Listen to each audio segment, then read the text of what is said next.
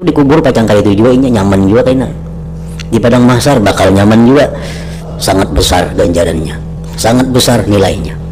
Itu Allah memberi ganjaran kepada kita lebih mahal daripada dunia ini dan isinya. Nah, cuma 3 menit 3 menit kita kurbankan, kita berikan waktu kita untuk Allah.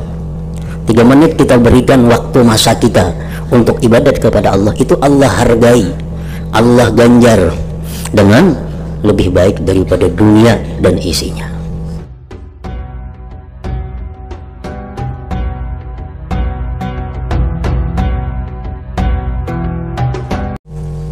Kalau engkau mau merenungkan, kalau engkau mau memikirkan dengan akal engkau, maka engkau mengetahui bahwa dunia itu tidak bakal kekal, bahwa dunia itu tidak bakal kekal, dan manfaatnya, faidahnya dunia tidak akan dapat mengimbangi bahayanya. Bagaimanapun besarnya keuntungan dunia, apabila itu dilarang oleh Allah dan kita langgar, kita lakukan, bagaimanapun manfaatnya kada seimbang, sepadan dengan bahayanya. Sebagaimana kita ketahui, contohnya Allah melarang manusia untuk melakukan riba umpamanya. Bagaimanapun untungnya riba, bagaimanapun nyamannya itu riba, tapi bahayanya kada sesuai dengan apa yang kita dapatkan. Berapa untungnya orang yang melakukan riba itu, tetapi azab yang akan diterimanya kada sesuai. Serta tuntutannya dunia seperti payah badan.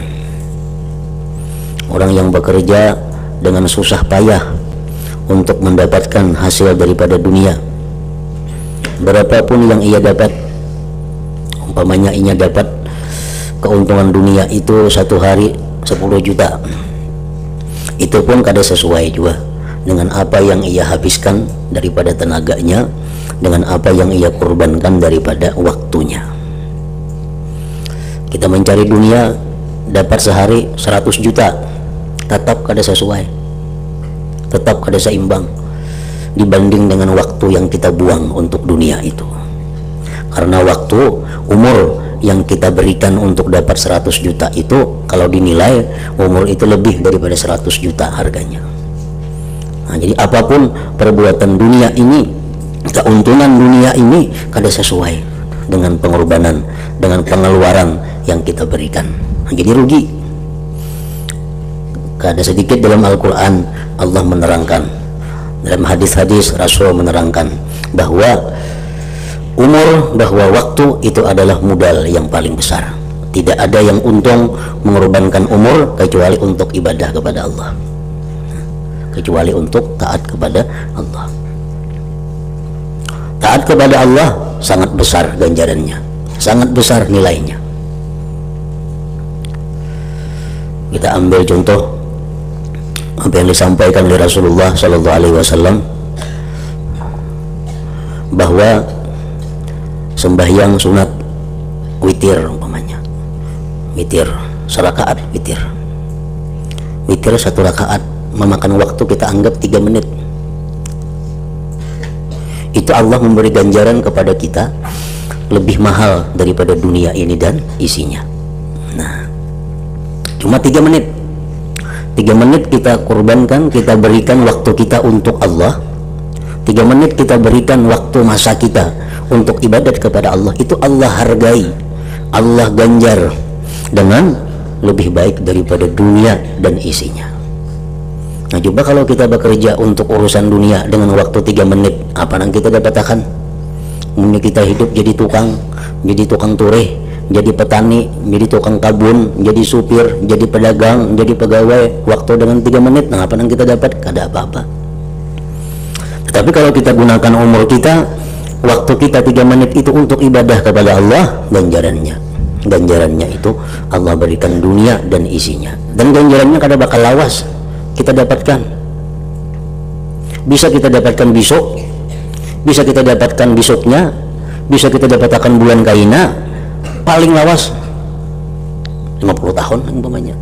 Tapi yang kita dapatkan itu dunia dan isinya lebih baik daripada itu.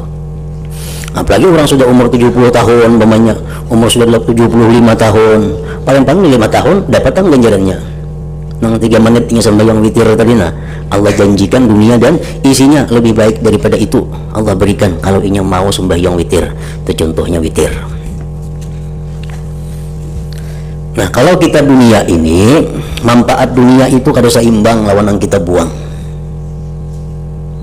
Umpamanya kita bermotor anak ke Banjarmasin, ongkos motor berapa, sedangkan keuntungan yang didapat itu cuma 5.000. Kita nih ke Banjarmasin ambil barang yang untungnya 5.000 rupiah, sedangkan ongkos motor berapa ke Banjar, ongkos minyak berapa, tenaga berapa. Nah iya kayak itu. Namun orang pintar kada mau, bila orang bungol mau. Arti bungol itu apa? Orang kada bakal. Nah, ke Banjar seharianan untungnya 5.000, ya tadi didatanginya. Nang nyaman, nang parak, nang berapa menit ada untung puluhan jutanya kadang gawi. Nah itu orang kada pintar ngarannya. Makanya tadi dari Imam Ghazali, amun engkau mau merenungkan dengan akal ngalih itu banyak ada bakal kita nih, banyak ada bakal. Aku membuang waktu berhari-hari dan manfaatnya tidak akan dapat mengimbangi bahayanya serta tuntutannya. Dunia ini seperti payah badan. Sembahyang sunat subuh 2 rakaat lapah lah, kada lapah. Sunat subuh itu 2 rakaat, paling 3 menit 4 menit tuntung 2 rakaat sunat subuh. Tapi kaina Allah mengganjar dunia dan isinya, ganjarannya. Namun orang pintar itu nyata sudah digawinya, nyata digawinya.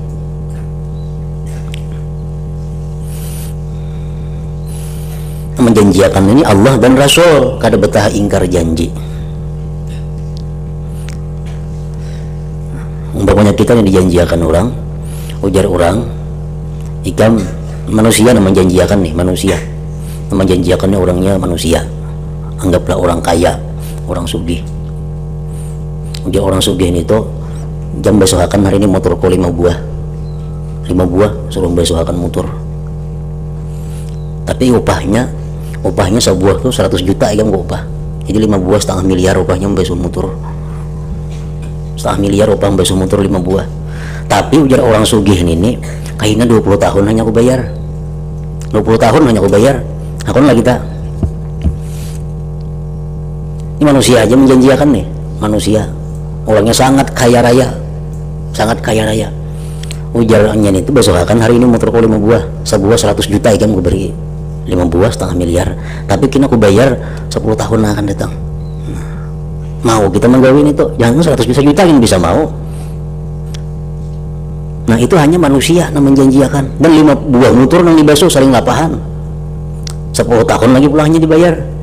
Tawarakan aja itu banyak nah akun yang tua-tua yang bisa akun, yang sudah umur 60 ya bisa akun basuh motor 5 buah sehari, sekarang anak ini duitnya bila aku mati sekian cucu.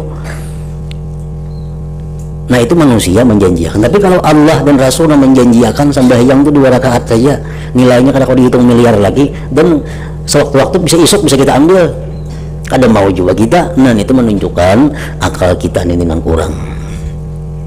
Namun kita mati isuk dapat kan sudah, kita mati bulan duit dapat sudah ganjarannya, ada belanggar 10 tahun.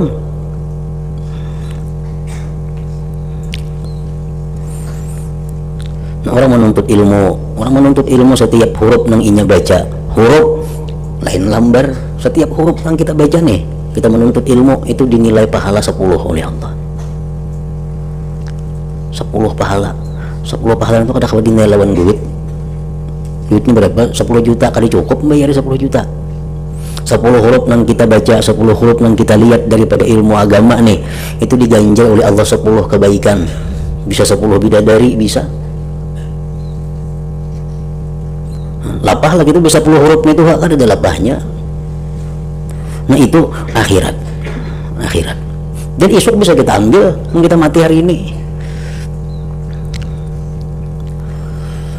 berbeda berlainan dengan dunia tadi. Awak uyuh, hasilnya kayak itu tuh bang, sudah sibuknya hati mengenai dunia, sibuk hati memikirkan itu hak nukar barang, mikirkan kayak apa barang dicari supaya payu, pilih ini, pilih itu, pilih ini kada payu dijual, ini nang payu nangka ini, sibuk hati rahatan nukar barang sembayang nang kada husuk, kada kata kabar husuk mikirkan barang nang pacang ditukar nang kayak apa barangnya, kayaknya nukar barang sampai kayak apa pulang cara menjualnya, payu jual kah ini, untung jual kah ini, sibuk hati mengenai dunia. Nah itu di dalam dunia. Di akhirat kayaknya siksa yang pedih, siksa yang pedih. Awak sudah uyuh dalam dunia, untungnya kada seberapa, di akhirat kayaknya disiksa pulang. Kenapa disiksa? Karena waktu mencari dunia tadi banyak melanggar hukum-hukum Allah, sekurang-kurangnya banyak melanggar nang dianjurkan Allah, nang sunat-sunatnya. Hisab yang lama di akhirat lawas dihitung, menghadang giliran. Hisab yang lama di akhirat yang tidak akan tertanggungkan olehmu. Berapa miliar manusia tak kumpul di padang mahsyar itu, dihisab tunggu-hitungan, dihitung. Menghadangin itu pun saling lawasan, kada ada orang berjual apa-apa, sagan makan minum, menyalan berjual duitnya kada ada juga sango. Banyak manusia di akhirat itu dijelaskan, sudah aku bisa neraka mati kalau lawasan menghadangin ini. Nah banyak nangka itu menghadangi lawas giliran sedang dihisap, amun dihisap kalau ditantu juga selamat juga, banyak sudah putus asa, dia sudah neraka mati pada dihisap lagi gin. Nah banyak kayak itu manusia di akhirat tuh, daripada saking huru haranya menunggu giliran itu, hanya menunggu gilirannya sudah lapah. Maka apabila engkau telah mengetahui semua itu, tentu engkau zuhud kepada kelebihan dunia. Kelebihannya ini yang maulah kita masalah itu, nang kelebihan dunia, sehingga engkau tidak mau mengambilnya. Kalau kita tahu risikonya, kita kada mengambil nang lebihan itu, kecuali apa yang diperlukan untuk beribadah kepada Tuhan engkau. Nah, nang dunia harta benda nang kita bisa menggunakan untuk ibadah, nah itu aja nang untung, itu aja nang bisa kita ambil.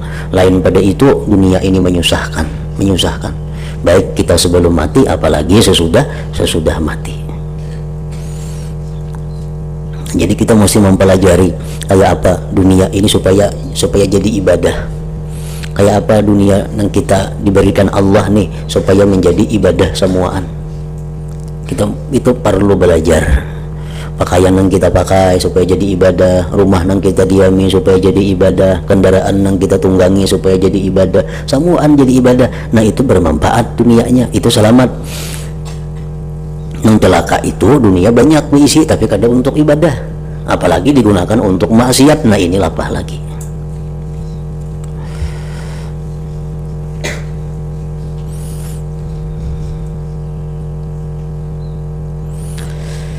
Kecuali apa yang diperlukan untuk beribadah kepada Tuhan engkau. Juga engkau meninggalkan bernikmat-nikmat dan berlezat-lezat. Nah, kita berlezat-lezat, bernikmat-nikmat jangan dengan dunia. Jangan apa-apa yang ada di dunia ini adalah merupakan satu kenikmatan. Kita akan jadi orang yang beruntung kalau kita sudah menganggap kenikmatan itu pada waktu ibadah. Pada waktu ibadah, bila kita menganggap bahwa lezatnya kita, nikmatnya kita saat kita ibadah, nah itu kita pacang mantap tuh, itu nang hebat. Buktinya apa? Buktinya apakah kita ini sudah lezat dengan ibadah kita, sudah nikmat dengan ibadah kita? Apakah bujur kita menjadikan kenikmatan itu dalam ibadah? Nah buktinya nyamannya kita guring tuh kayak apa? Guring tuh nyamannya berkumpul orang-orang yang disayangi itu kayak apa? Tapi begitu Allah memanggil melalui suara muazin, tinggalkan semuaan itu, kita lebih nyaman menghadap Allah. Nah ini bukti bahwa kita mendapatkan kenikmatan dalam ibadah. Kayak apa aja nyamannya makanan, kayak apa aja nyamannya pakaian, kayak apa aja hebatnya kendaraan, tapi bila itu sudah bertentangan dengan ibadah, kita tinggalkan, kita mengutamakan ibadah. Nah itu tanda-tanda kita akan mendapatkan nikmat dalam ibadah, kita akan mendapatkan kelezatan dalam ibadah. Anak mengetahui kayak apa diri kita dikubur, nyaman kadanya, Apa hendak mengetahui diri kita nyaman kadanya di padang mahsyar, lihati ibadah kita wahini. Bila kita nyaman ibadah, nyaman tuh dikubur kena. Bila kita bapaksaan ibadah, bapaksaan juga kena dikubur itu. Nah, karena ibadah itu cermin daripada hari akhirat. Orang yang nyaman sembahyang, nyaman berzikir, nyaman menuntut ilmu, itu dikubur pacang kali itu juga ini nyaman juga kena. Di padang mahsyar bakal nyaman juga.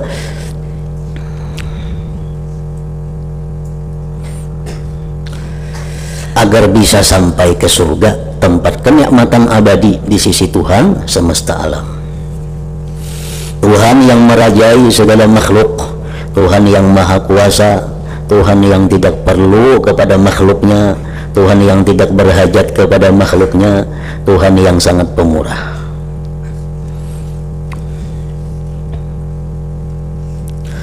Dan engkau tahu bahwa masyarakat itu tidaklah memenuhi janji mereka. Katakan itu, masyarakat itu tidaklah memenuhi janji mereka. Jangan hendak mencari kesenangan masyarakat.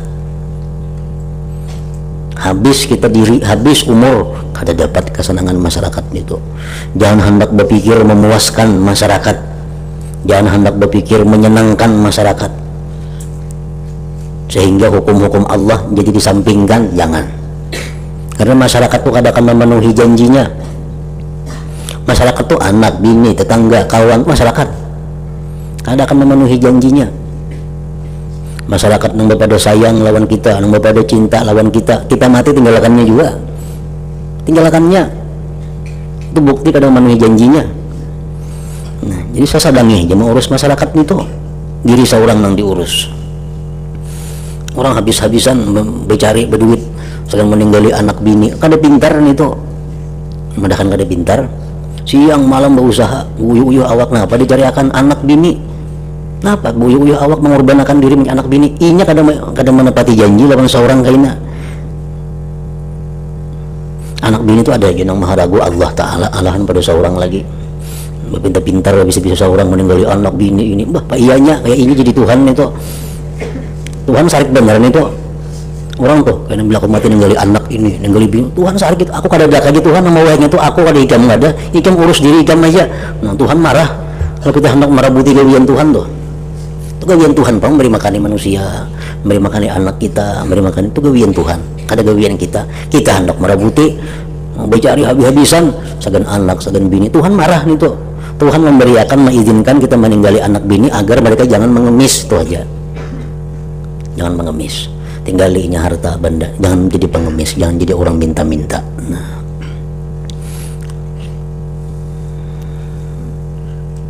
jadi masyarakat bukan artinya orang lain, anak, bini, tetangga, keluarga, itu masyarakat. Bahwa masyarakat itu tidaklah memenuhi janji mereka, dan mereka lebih banyak membuat kesengsaraan daripada memberikan pertolongan. Masyarakat itu banyak menyusahkan,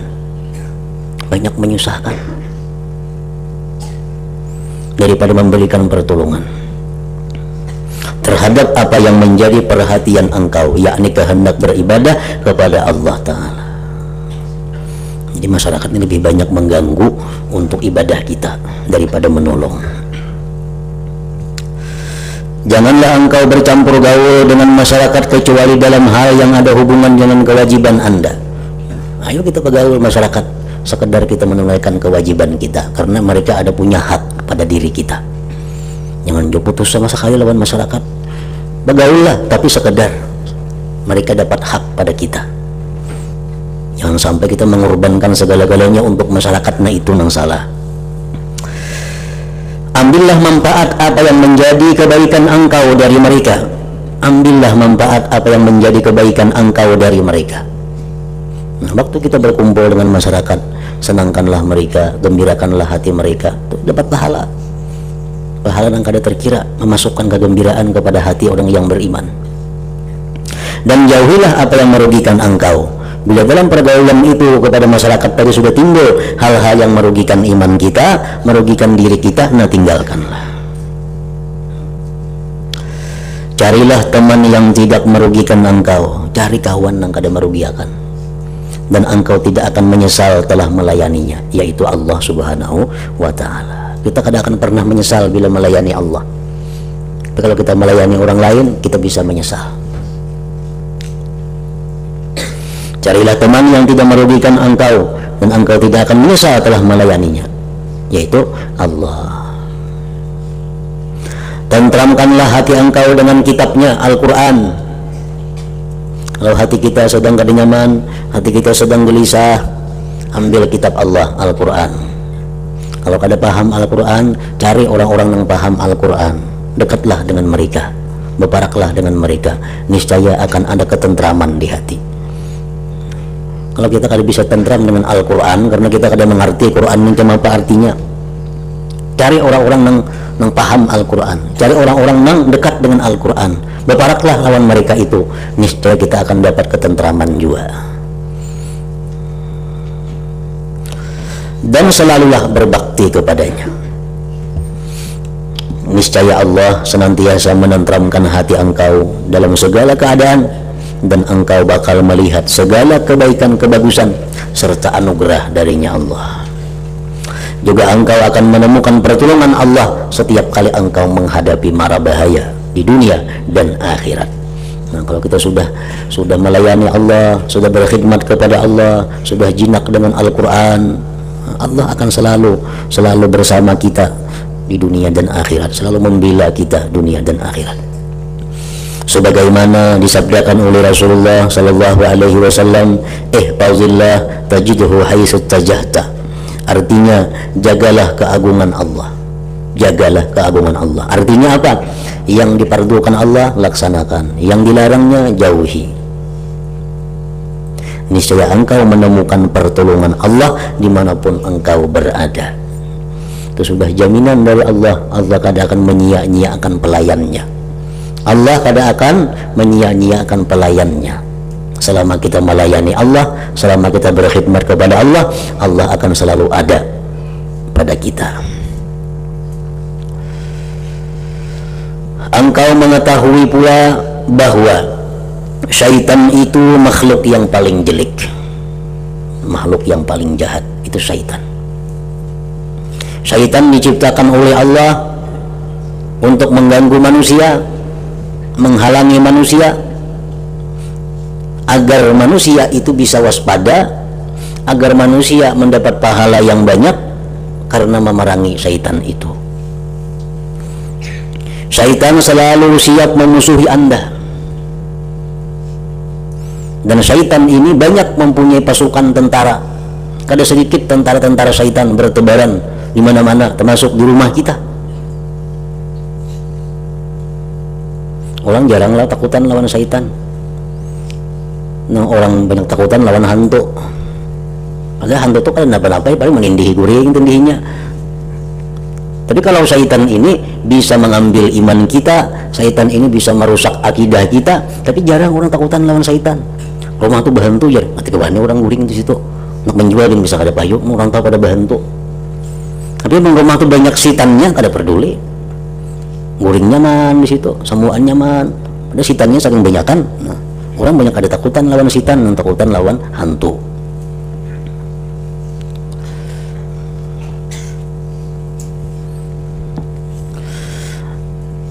Bahwa syaitan itu makhluk yang paling jelek, syaitan selalu siap memusuhi Anda 24 jam kada pray.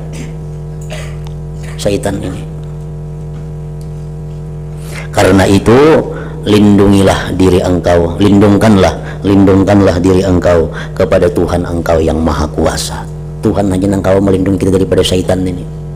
Kenapa? Karena syaitan itu ampun Allah Ta'ala. Nah, jadi Allah Ta'ala kawa menyetilnya, menang lain kada kawa. Lagi dapat mengalahkan anjing syaitan yang dilaknati ini. Janganlah engkau lengah dari tipu daya dan perangkapnya. Janganlah engkau lengah dari tipu daya dan perangkapnya. Syaitan ini berduduk di atas hati kita. Duduk di atas hati kita. Saikong, nilai lain banyak juga. Ternyata syaitan duduk di atas hati kita. Ujar Nabi, setiap manusia itu ada syaitan di dalam hatinya. Gak sahabat pian pang wahai Rasulullah, aku pun di Nabi ada syaitan di hatiku. Tapi syaitanku masuk Islam, ini gak ada. Itu aja masalahnya. Nah, Nah, syaitan yang duduk di hati kita inilah yang membisiki kita macam-macam. Itu ini bisikinya. Dan kada ada lain yang dibisiki syaitan itu adalah pasti maksiat. Walaupun pina kaya taat modelnya, tapi ujung-ujungnya maksiat. Janganlah engkau lengah dari tipu daya dan perangkapnya lalu mengusirnya dengan zikir kepada Allah Subhanahu wa taala. Jadi syaitan yang dalam hati kita, kalau kita berzikir, kalau kita ingat Allah, kalau kita membaca salawat, kalau kita mendengar pengajian, syaitan ini diam, kada aktifnya. Kada aktif. Tapi bila kita kada berzikir, bila kita sibuk, apakah aktif pulangnya, on pulang syaitan ini. Nah, membisiki macam-macam pulang dalam hati kita, nasakan maksiat, nasakan kada kakaruan. Kita bawa berzikir, hilang pulanginya. Makanya hendak sembahyang itu disuruh apa? Azan. Azan itu fungsinya bukan hanya memberitahu masuk waktu, kada, tapi fungsi azan itu yang lebih penting adalah mengusir syaitan, mengaktifkan syaitan yang selalu bergerak di dalam hati. Karena dengan adanya kita Allahu Akbar, syaitan diam. Dia mengatakan lari. Tambah pulang, Allahu Akbar, makin jauh inya lari. Nah, jadi fungsi azan walaupun sembahyang sorangan, kita dituntut untuk azan dan qamat supaya sembahyang kita jauh daripada bisikan syaitan. Ini bukan hanya sorangannya harus bang jin. Bang tuh dianggar bang mek adanya macam itu. Bang tuh bujur aja untuk masuk waktu, tapi yang lebih penting fungsi azan mendiamkan syaitan supaya sembahyang kita tenang. Jadi syaitan kadang alih diurus. Udah kita Allahnya mati. Udah kita diam, hidup pula. Jadi kalau hendak anu syaitan kan itu ada terlalu sulit. Lalu mengusirnya dengan zikir kepada Allah Subhanahu wa taala. Janganlah Anda memperdulikannya, jangan terlalu risau lawan syaitan. Dalam hati kita ada bisikan untuk maksiat. Hendak itu maksiat nih. Ucapkan Allah. Berapa kali? 66 kali. Kita ini hendak maksiat atau hendak bagawi yang ada manfaatnya. Hendak maksiat itu bujukan syaitan. Hendak berbuat yang ada manfaat, membuang-buang duit kata kakaruan, itu bujukan syaitan. Bawa berzikir Allah dalam hati aja 66 kali. Bakurang kada kehendak maksiat tadi, bakurang kada kehendak berramian tadi. Bila kada bakurang, berarti lain syaitan yang tadi hendak bisa nafsu. Kalau dari syaitan kehendak itu bisikan tadi, mesti mundurnya lawan 66 kali Allah itu.